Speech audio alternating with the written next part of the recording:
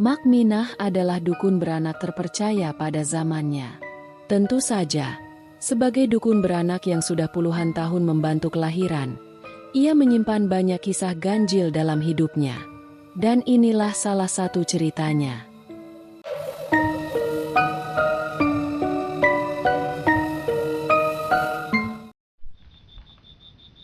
Pada tahun 2002, di kampung-kampung pedalaman, sangat sulit untuk mendapatkan pelayanan kesehatan setiap saat. Tak terkecuali soal persalinan. Di daerah seperti itu, keberadaan bidan hampir mustahil. Rumah sakit terlalu jauh.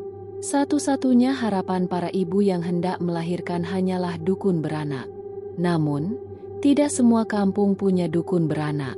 Bahkan ada kampung yang harus berbagi satu dukun beranak dengan 3 atau 4 kampung lainnya. Disitulah Mak Minah mengambil peran. Ia menggantikan emaknya yang juga seorang dukun beranak ternama yang sudah meninggal beberapa tahun lalu. Mak Minah dikenal oleh banyak orang karena kemampuannya membantu kelahiran tanpa alat medis, hanya dengan keterampilan dan ramuan-ramuan warisan leluhur.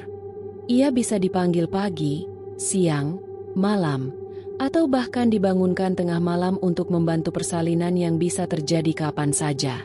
Suami dan anak-anaknya sudah terbiasa jika emaknya pergi malam-malam dengan terburu-buru, membawa tas tua berisi alat-alat persalinan dan ramuan tradisional.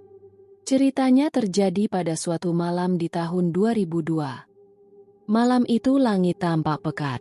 Angin berembus pelan dari arah bukit. Mak Minah yang sudah tertidur lelap di kamarnya bersama sang suami, Pak Maju, tiba-tiba terbangun oleh suara ketukan keras di pintu depan rumahnya.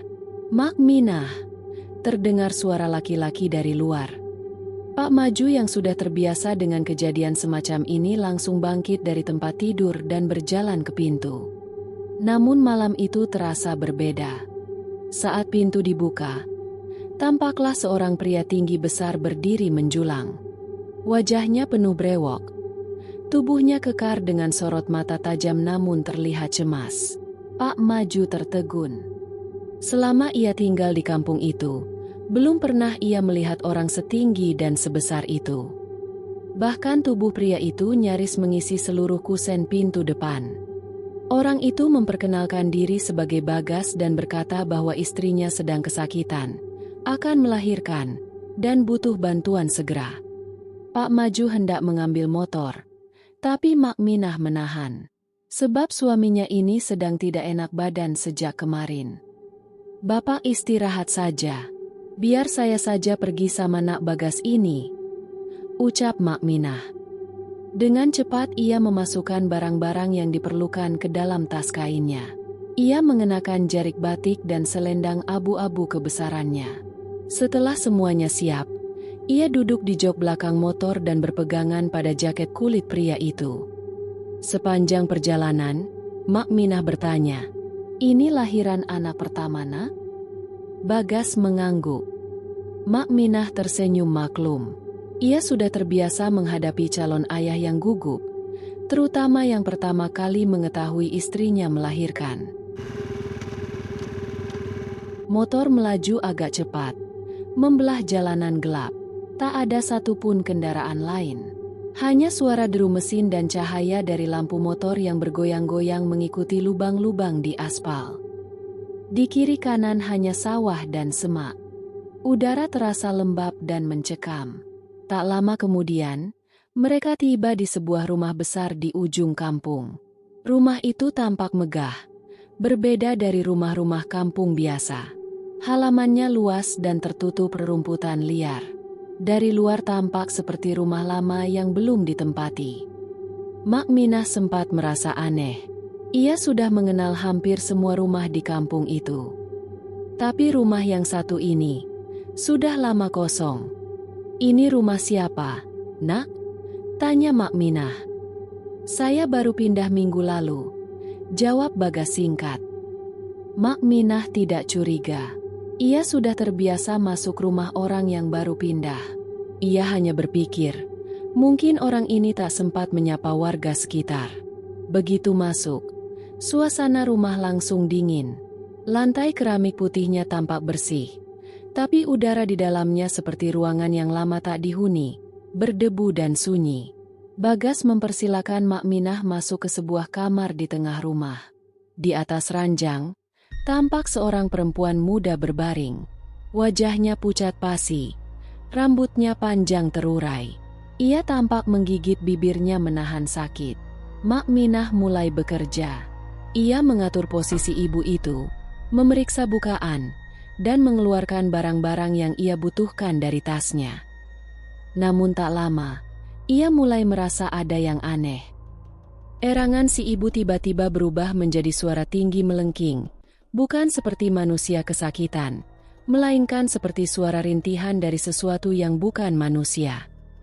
Matanya yang tadi terpejam, sesekali terbuka dan menatap tajam pada Mak Minah dengan sorot yang tak bisa dijelaskan. Mak Minah berusaha tetap tenang. Saat kepala bayi mulai terlihat, ruangan itu tiba-tiba berubah dingin bukan main. Napas Mak Minah keluar seperti uap. Lampu gantung bergoyang sendiri, padahal tidak ada angin. Dinding kamar tiba-tiba dipenuhi bayangan-bayangan aneh. Suara tangisan bayi pun terdengar, padahal si bayi belum lahir. Ketika akhirnya bayi itu keluar, Mak Minah hampir menjatuhkannya karena tubuh bayi itu terasa dingin seperti es. Kulitnya pucat kebiruan. Dan yang paling membuat jantung Mak Minah hampir copot, mata bayi itu sudah terbuka dan menatap ke arahnya. Bukan tatapan bayi biasa. Tatapan itu tajam dan kosong. Tak ada kehidupan. Mak Minah menggigil. Ia segera membungkus bayi itu dengan kain dan menyerahkannya pada si ibu. Namun si ibu hanya tersenyum. Senyum lebar yang aneh. Senyum yang bukan lagi senyum manusia. Giginya tampak panjang, runcing seperti taring. Mak Minah mundur perlahan. Ia mulai merapal doa-doa dalam hati. "Nak Bagas, saya pulang ya," katanya pelan. Tapi saat ia membuka pintu kamar, rumah itu berubah. Dinding-dinding yang semula putih bersih kini berlumut dan penuh sarang laba-laba. Bau busuk tercium dari segala penjuru. Lampu padam. Gelap gulita. Mak Minah keluar kamar dengan langkah terburu-buru. Ia hampir tak percaya matanya. Ruang tamu yang tadi terang dan bersih kini dipenuhi debu tebal. Sofa usang, jendela pecah, dan pintu depan yang kini terbuka perlahan dengan derit menyeramkan. Begitu keluar, halaman rumah tampak seperti kuburan tua. Tidak ada motor, tidak ada jalan aspal. Hanya rerumputan liar, semak berduri, dan sebuah papan nama yang roboh bertuliskan, "Tanah ini milik desa. Dilarang masuk." Mak Minah menjerit. Ia berlari sepanjang jalan setapak. Tak tahu arah. Entah bagaimana, setelah berjam-jam berjalan, ia ditemukan oleh seorang petani yang hendak ke ladang saat fajar. Tubuhnya lemas, mukanya pucat. Petani itu mengenalnya dan segera mengantar pulang ke rumahnya. Sejak malam itu, Mak Minah tak pernah lagi mau membantu persalinan di luar kampung terlebih di tengah malam.